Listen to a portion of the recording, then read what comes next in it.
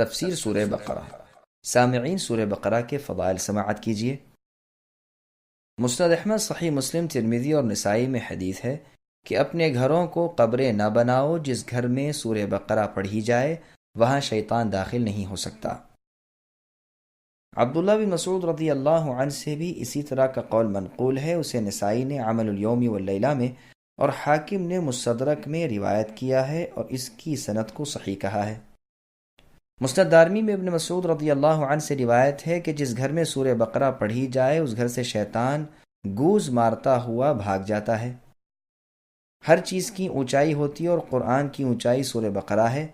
ہر چیز کا لباب ہوتا ہے اور قرآن کا لباب مفصل کی صورتیں ہیں۔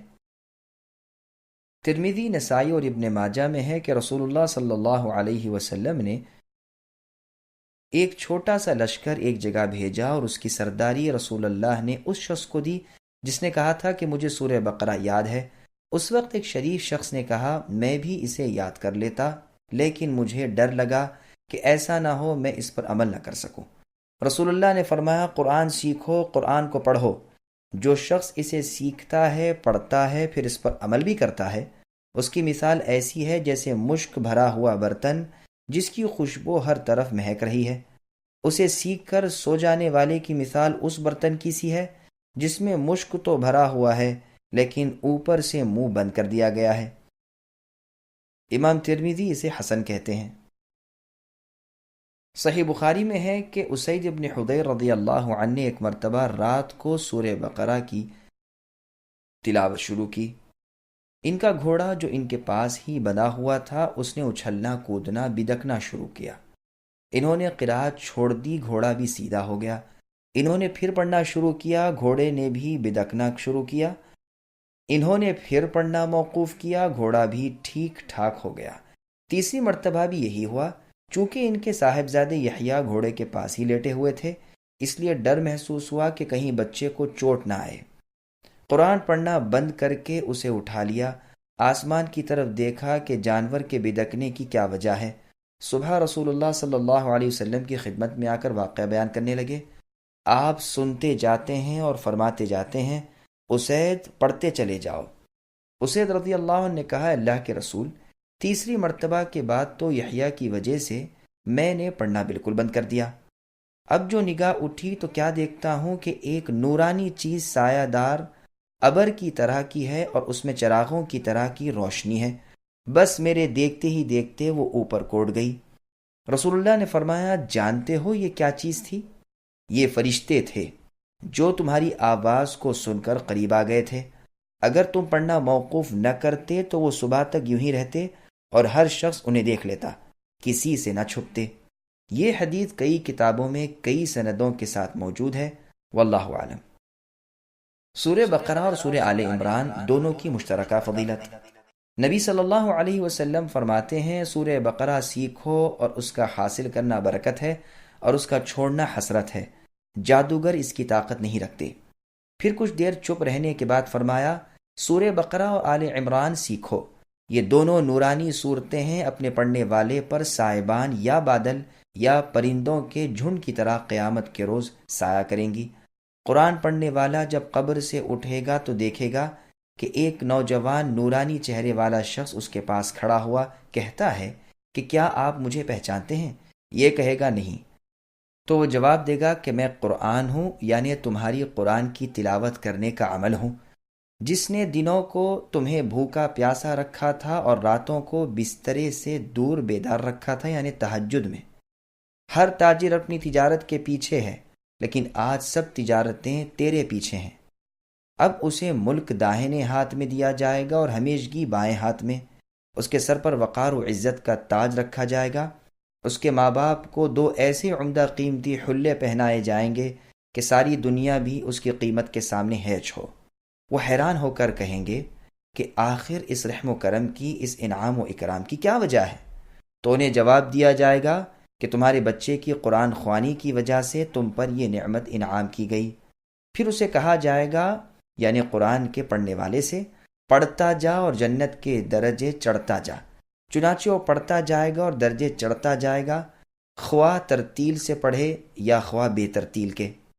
یہ روایت مسند احمد نیز سنن دارمی میں ہے۔ امام ابن ماجہ نے بھی اپنی کتاب السنن میں اس حدیث کا بعض حصہ روایت کیا ہے۔ اس کی اسناد حسن ہے اور شرط مسلم پر ہے۔ اس کے راوی بشر ابن ماجہ سے امام مسلم رحمہ اللہ بھی روایت لیتے ہیں، اور امام ابن معین رحمۃ اللہ علیہ اسے ثقہ کہتے ہیں۔ نسائی رحمۃ اللہ علیہ کا قول ہے کہ اس میں کوئی حرج نہیں۔ ہاں، امام احمد اسے منکر الحدیث بتلاتے ہیں اور فرماتے ہیں میں نے تلاش کی تو دیکھا کہ وہ عجیب عجب احادیث لاتا ہے۔ امام بخاری کا فیصلہ ہے کہ اس کی احادیث لکھی جاتی ہیں لیکن دلیل نہیں پکڑی جا سکتی۔ ابن عدی رحمۃ اللہ علیہ کا قول ہے کہ ان کی ایسی روایتیں بھی ہیں جن کی مطابقت نہیں کی جاتی۔ دارقطنی رحمۃ اللہ علیہ فرماتے ہیں یہ قوی نہیں ہے۔ میں کہتا ہوں کہ اس کی اس روایت میں بعض مضمون دوسری سندوں سے بھی آئے ہیں۔ مسند احمد میں ہے قرآن پڑھا کرو، یہ اپنے پڑھنے والوں کی قیامت کے دن شفاعت کرے گا۔ 2 نورانی صورتوں بقرہ اور آل عمران کو پڑھتے رہا کرو، یہ دونوں قیامت کے دن اس طرح آئیں گی کہ گویا 2 صائبان ہیں یا 2 ابر ہیں یا پر کھولے پرندوں کی 2 جماعتیں ہیں، اپنے پڑھنے والوں کی طرف سے رب تعالیٰ سے سفارش کریں گی۔ پھر رسول اللہ صلی اللہ علیہ وسلم نے فرمایا سورہ بقرہ پڑھا کرو، اس کا لینا برکت ہے اور چھوڑنا حسرت ہے، اس کی طاقت باطل والوں کو نہیں۔ صحیح مسلم میں بھی حدیث ہے۔ مسند احمد کی ایک اور حدیث میں ہے قرآن اور قرآن پڑھنے والوں کو قیامت کے دن بلوایا جائے گا، آگے آگے سورہ بقرہ اور سورہ آل عمران ہوں گے، بادل کی طرح یا سائے اور سائبان کی طرح یا پر کھولے پرندوں کے جھرمٹ کی طرح، یہ دونوں پروردگار سے ڈٹ کر سفارش کریں گی۔ مسلم اور ترمذی میں بھی یہ حدیث ہے۔ امام ترمذی رحمۃ اللہ علیہ اسے حسن غریب کہتے ہیں۔ ایک شخص نے اپنی نماز میں سورہ بقرہ اور سورہ آل عمران پڑھی۔ اس کے فارغ ہونے کے بعد کعب رحمۃ اللہ علیہ نے فرمایا اللہ کی قسم جس کے ہاتھ میں میری جان ہے، ان میں اللہ کا وہ نام ہے کہ اس نام کے ساتھ جب کبھی اسے پکارا جائے وہ قبول فرماتے ہیں۔ اب اس شخص نے کعب رحمہ اللہ سے عرض کی کہ مجھے بتائیے کہ وہ نام کون سا ہے۔ کعب رحمہ اللہ نے اس سے انکار کیا اور فرمایا اگر میں بتا دوں تو خوف ہے کہ کہیں تم اس نام کی برکت سے ایسی دعا نہ مانگ لو جو میری اور تمہاری ہلاکت کا سبب بن جائے۔ ابو امامہ رضی اللہ عنہ فرماتے ہیں تمہارے کسی ایک بھائی کو خواب میں دکھایا گیا کہ گویا لوگ ایک بلند و بالا پہاڑ پر چڑھ رہے ہیں، پہاڑ کی چوٹی پر 2 سبز درخت ہیں اور ان میں سے آوازیں آ رہی ہیں کہ کیا تم میں سے کوئی سورہ بقرہ کا پڑھنے والا ہے؟ کیا تم میں کوئی سورہ آل عمران پڑھنے والا ہے؟ جب کوئی کہتا ہے کہ ہاں تو وہ دونوں درخت اپنے پھلوں سمیت اس کی طرف جھک آتے ہیں اور یہ اس کی شاخوں پر بیٹھ جاتا ہے اور وہ اسے اوپر اٹھا لیتے ہیں۔ ام الدرداء رضی اللہ عنہ فرماتی ہیں کہ ایک قرآن پڑھے ہوئے شخص نے اپنے پڑوسی کو مار ڈالا، پھر قصاص میں وہ بھی مارا گیا، بس قرآن کریم ایک ایک سورت ہو کر الگ ہونا شروع ہوا، یہاں تک کہ اس کے پاس سورہ آل عمران اور سورہ بقرہ رہ گئیں۔ ایک جمعے کے بعد سورہ آل عمران بھی چلی گئی، پھر ایک جمعہ اور گزرا تو آواز آئی کہ میری باتیں نہیں بدلا کرتی اور میں اپنے بندوں پر ظلم نہیں کرتا، چنانچہ مبارک صورت یعنی سورہ بقرہ بھی اس سے الگ ہو گئی۔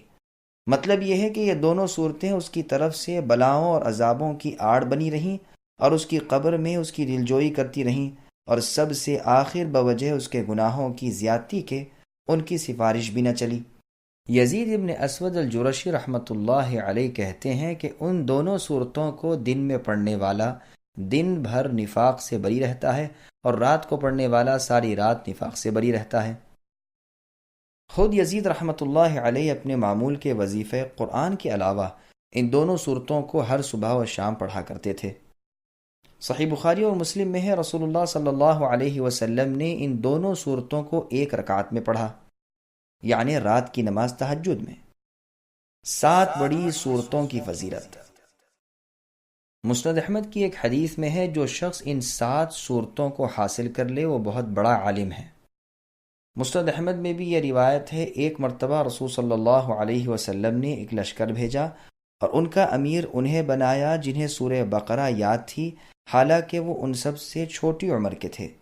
سعید بن جبیر رحمۃ اللہ علیہ تو وَلَقَدْ آتَيْنَاكَ سَبْعًا مِّنَ الْمَثَانِي کی تفسیر میں بھی فرماتے ہیں کہ اس سے مراد یہی 7 صورتیں ہیں، یعنی سورہ بقرہ، سورہ آل عمران، سورہ نساء، سورہ مائدہ، سورہ انعام، سورہ اعراف اور سورہ یونس۔ مجاہد، مکحول، عطیہ ابن قیس، ابو محمد فارسی، شداد ابن اوس، یحییٰ ابن حارث، ذماری سے بھی یہی منقول ہے۔ سورہ بقرہ کا مقام نزول اور مزید معلومات۔ سورہ بقرہ ساری کی ساری مدینہ منورہ میں نازل ہوئی ہے، اور شروع میں جو صورتیں نازل ہوئیں ان میں سے ایک یہ بھی ہے۔ البتہ اس کی ایک آیت واتقوا یوما ترجعون فیہ الی اللہ سب سے آخر میں نازل ہونے والی ہے، یعنی قرآن کریم میں سب سے آخر یہ آیت نازل ہوئی۔ ممکن ہے کہ نازل بعد میں ہوئی ہو، لیکن ہے اسی میں سے۔ اور اسی طرح سود کی حرمت کی آیات بھی سب سے آخر میں نازل ہوئی ہیں۔ خالد ابن معدان رضی اللہ عنہ سورہ بقرہ کو فسطاط القرآن یعنی قرآن کا خیمہ کہا کرتے تھے۔ بعض علماء کا فرمان ہے کہ اس میں 1000 خبریں ہیں اور 1000 احکام ہیں اور 1000 کاموں سے ممانعت ہے۔ اس کی آیات 287 ہیں، اس کے کلمات 6221 ہیں، اس کے حروف 25,500 ہیں۔ واللہ اعلم۔ ابن عباس رضی اللہ عنہما فرماتے ہیں یہ سورت مدنی ہے۔ عبداللہ بن زبیر رضی اللہ عنہما اور زید بن ثابت رضی اللہ عنہ اور بہت سے علماء اور مفسرین سے بھی بلا اختلاف یہی مروی ہے۔ صحیح بخاری اور مسلم میں ابن مسعود رضی اللہ عنہ سے روایت ہے کہ انہوں نے بطن وادی سے شیطان پر کنکر پھینکے۔ بیت اللہ ان کی بائیں جانب تھا اور مینا دائیں طرف، اور فرمایا اسی جگہ سے کنکر پھینکے تھے رسول صلی اللہ علیہ وسلم نے جن پر سورہ بقرہ اتری ہے۔ گو اس حدیث سے صاف ثابت ہو گیا کہ سورہ بقرہ وغیرہ کہنا جائز ہے، اور اس کے خلاف جو روایات ہیں وہ سنداً ضعیف ہیں۔ بسم اللہ الرحمن الرحیم۔ شروع کرتا ہوں اللہ کے نام سے جو بے انتہا مہربان نہایت رحم والے ہیں۔ الف لام میم۔ سامعین ابی سعد کی تفسیر سماعت کیجیے۔ حروف مقطعات اور ان کی تفسیر میں مفسرین کا اختلاف۔ الف لام میم جیسے حروف مقطعات جو صورتوں کے شروع میں آتے ہیں ان کی تفسیر میں مفسرین کا اختلاف ہے۔ بعض تو کہتے ہیں کہ ان کے معنی صرف اللہ تعالیٰ ہی کو معلوم ہیں، کسی اور کو معلوم نہیں، اس لیے کہ وہ ان حروف کی کوئی تفسیر نہیں کرتے۔ قرطبی نے ابو بکر، عمر، عثمان، علی ابن مسعود رضی اللہ عنہم سے یہی نقل کیا ہے۔ عامر شعبی، سفیان ثوری، ربیع ابن خثیم رحمۃ اللہ علیہم بھی یہی کہتے ہیں۔ ابو حاتم ابن حبان رحمۃ اللہ علیہما بھی اسی کو پسند کرتے ہیں۔ بعض لوگ ان حروف کی تفسیر بھی کرتے ہیں، لیکن ان کی تفسیر میں بہت کچھ اختلاف ہے۔ عبد الرحمن بن زید بن اسلم رحمۃ اللہ علیہ فرماتے ہیں یہ صورتوں کے نام ہیں۔ علامہ ابو القاسم محمود ابن عمر زمخشری اپنی تفسیر میں لکھتے ہیں اکثر لوگوں کا اسی پر اتفاق ہے۔ سیبویہ نے بھی یہی کہا ہے، اور اس کی دلیل بخاری اور مسلم کی وہ حدیث ہے جس میں ہے کہ رسول اللہ صلی اللہ علیہ وسلم جمعے کے دن صبح کی نماز میں الف لام میم السجدہ اور هل اتى علی الانسان پڑھتے تھے۔ مجاہد رحمۃ اللہ علیہ فرماتے ہیں کہ الف لام میم اور حا میم اور الف لام میم صاد اور صاد یہ سب صورتوں کی ابتدا ہے جن سے یہ صورتیں شروع ہوتی ہیں۔ انہی سے یہ بھی منقول ہے کہ الف لام میم قرآن کے ناموں سے ایک نام ہے۔ قتادہ رحمہ اللہ اور زید ابن اسلم رحمۃ اللہ علیہ کا بھی یہی قول ہے، اور شاید اس قول کا مطلب بھی وہی ہے جو عبد الرحمن ابن زید ابن اسلم رحمۃ اللہ علیہ فرماتے ہیں کہ یہ صورتوں کے نام ہیں، اس لیے کہ ہر صورت کو قرآن کہہ سکتے ہیں، اور یہ نہیں ہو سکتا کہ سارے قرآن کا نام الف لام میم صاد ہو، کیونکہ جب کوئی شخص کہے کہ میں نے سورہ الف لام میم صاد پڑھی تو ظاہر یہی سمجھا جاتا ہے کہ اس نے سورہ اعراف پڑھی، نہ کہ پورا قرآن۔ واللہ اعلم۔ بعض مفسرین کہتے ہیں کہ یہ اللہ تعالیٰ کے نام ہے۔ شعبی، سالم ابن عبداللہ، اسماعیل ابن عبد الرحمن، سدی کبیر رحمۃ اللہ علیہم یہی کہتے ہیں۔ ابن عباس رضی اللہ عنہما سے روایت ہے کہ الف لام میم اللہ تعالیٰ کا بڑا نام ہے۔ ایک اور روایت میں ہے کہ حا میم، طا سین اور الف لام میم یہ سب اللہ تعالیٰ کے بڑے نام ہیں۔ علی اور ابن عباس رضی اللہ عنہما دونوں سے یہ مروی ہے۔ ایک اور روایت میں ہے کہ یہ اللہ تعالیٰ کی قسم ہے اور اللہ کا نام بھی ہے۔ اکرمہ رحمۃ اللہ علیہ فرماتے ہیں کہ یہ قسم ہے۔ ابن عباس رضی اللہ عنہما سے یہ بھی مروی ہے کہ اس کے معنی ان اللہ اعلم ہے، یعنی میں ہوں اللہ زیادہ جاننے والا۔ سعید بن جبیر رحمۃ اللہ علیہ سے بھی یہ مروی ہے۔ امام ابن جریر رحمۃ اللہ علیہ نے ان سب مختلف اقوال میں تطبیق دی ہے، یعنی ثابت کیا ہے کہ ان میں ایسا اختلاف نہیں جو ایک دوسرے کے خلاف ہو سکتا ہے کہ یہ صورتوں کے نام بھی ہوں اور اللہ تعالیٰ کے نام بھی ہوں، اور صورتوں کے شروع کے الفاظ بھی ہوں اور ان میں سے ہر حرف سے اللہ تعالیٰ کے ایک ایک نام کی طرف اشارہ بھی ہو، اور اس کی صفتوں کی طرف بھی اور مدت وغیرہ کی طرف بھی۔ ایک ایک لفظ کئی کئی معانی میں آتا ہے، جیسے لفظ امہ کے اس کے ایک معنی ہے دین، جیسے قرآن میں ہے انا وجدنا آباءنا علی امۃ، یعنی ہم نے اپنے باپ دادوں کو اسی دین پر پایا۔ دوسرے معنی ہے اللہ کا اطاعت گزار بندہ، جیسے فرمایا ان ابراہیم کان امۃ، یعنی ابراہیم علیہ السلام اللہ تعالیٰ کے مطیع اور فرما بردار اور مخلص بندے تھے، اور وہ مشرکوں میں سے نہ تھے۔ تیسرے معنی ہے جماعت، جیسے فرمایا وجد علیہ امہ، یعنی ایک جماعت کو اس کنویں پر پانی پلاتے ہوئے پایا۔ دوسری جگہ ہے وَلَقَدْ بَعَثْنَا فِي كُلِّ أُمَّةٍ رَسُولًا، یعنی ہم نے ہر جماعت میں رسول بھیجا۔ چوتھے معنی ہے مدت اور زمانہ، فرمان ہے وَادَّكَرَ بَعْدَ أُمَّةٍ، یعنی ایک مدت کے بعد اسے یاد آیا۔ پس جس طرح یہاں ایک لفظ کے کئی معنی ہوئے، اسی طرح ممکن ہے کہ ان حروف مقطعات کے بھی کئی معنی ہوں۔ امام ابن جریر رحمۃ اللہ علیہ کے اس فرمان پر ہم کہہ سکتے ہیں کہ ابو العالیہ نے جو تفسیر کی ہے اس کا مطلب تو یہ ہے کہ یہ ایک لفظ ایک ساتھ ایک ہی جگہ ان سب معانی میں ہے، اور لفظ امت وغیرہ جو کئی کئی معنی میں آتے ہیں، جنہیں اصطلاح میں الفاظ مشترکہ کہتے ہیں، ان کے معنی ہر جگہ جدا جدا تو ضرور ہوتے ہیں، لیکن ہر جگہ ایک ہی معنی ہوتے ہیں، جو عبارت کے قرینے سے معلوم ہو جاتے ہیں۔ ایک ہی جگہ سب کے سب معنی مراد نہیں ہوتے، اور سب پر ایک جگہ محمول کرنے کے مسئلے میں علماء اصول کا بڑا اختلاف ہے، اور ہمارے تفسیری موضوع سے اس کا بیان خارج ہے، واللہ عالم۔ دوسرے یہ کہ امت وغیرہ الفاظ کے جو معنی ہیں وہ بہت سارے ہیں، اور یہ الفاظ اسی لیے بنائے گئے ہیں، اور بندش کلام اور نشست الفاظ سے ایک معنی ٹھیک بیٹھ جاتے ہیں، لیکن ایک حرف کی دلالت ایک ایسے نام پر ممکن ہے کہ وہ دوسرے ایسے نام پر بھی دلالت کرتا ہو، اور ایک کو دوسرے پر کوئی فضیلت نہ ہو، تو مقدر ماننے سے، نہ ضمیر دینے سے، نہ وضع کے اعتبار سے، اور نہ اور اعتبار سے، تو ایسی بات علمی طور پر نہیں سمجھی جا سکتی۔ البتہ اگر منقول ہو تو اور بات ہے، لیکن یہاں تو اختلاف ہے اور اجماع نہیں، اس لیے یہ فیصلہ قابل غور ہے۔ اب بعض اشعار عرب کے جو اس بات کی دلیل میں پیش کیے جاتے ہیں کہ کلمے کو بیان کرنے کے لیے صرف اس کا پہلا حرف بول دیتے ہیں، یہ ٹھیک ہے، لیکن ان شعروں میں خود عبارت ایسی ہوتی ہے جو اس پر دلالت کرتی ہے، ایک حرف کے بولتے ہی پورا کلمہ سمجھ آ جاتا ہے، لیکن یہاں ایسا بھی نہیں، واللہ اعلم۔ مجاہد رحمۃ اللہ علیہ کہتے ہیں کہ صورتوں کے شروع میں جو یہ حروف ہیں، مثلا قاف، صاد، ح، میم، طا، سین، میم، الف، لام، را وغیرہ سب حروف ہجا ہیں۔ بعض عربی داں کہتے ہیں کہ یہ حروف الگ الگ جو 28 ہیں، ان میں سے چند ذکر کر کے باقی کو چھوڑ دیا گیا ہے۔ جیسے کوئی کہے کہ میرا بیٹا الف با تا ثا لکھتا ہے، تو مطلب یہ ہوتا ہے کہ یہ تمام 28 حروف لکھتا ہے، لیکن ابتدا کے چند حروف ذکر کر دیے، باقی کو چھوڑ دیا۔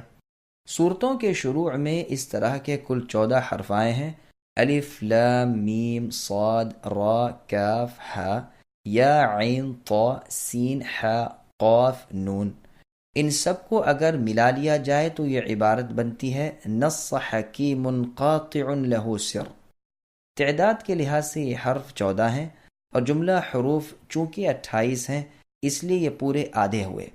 جو حروف بیان کیے گئے یہ ان حروف سے جو نہیں لائے گئے زیادہ فضیلت والے ہیں، اور یہ صناعت تصریف ہے۔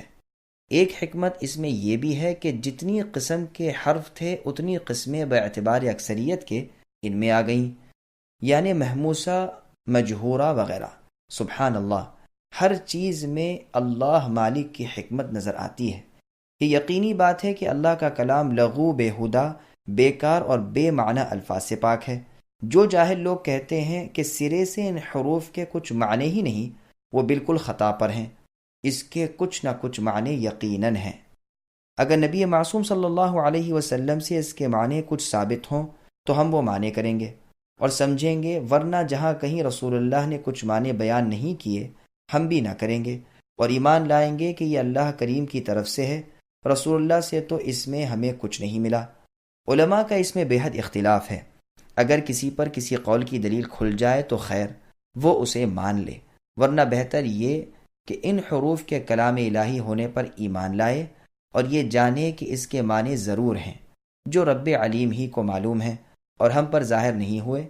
دوسری حکمت ان حروف کے لانے میں یہ بھی ہے کہ ان سے صورتوں کی ابتدا معلوم ہو جائے، لیکن یہ وجہ ضعیف ہے، اس لیے کہ اس کے بغیر ہی صورتوں کی جدائی معلوم ہو جاتی ہے۔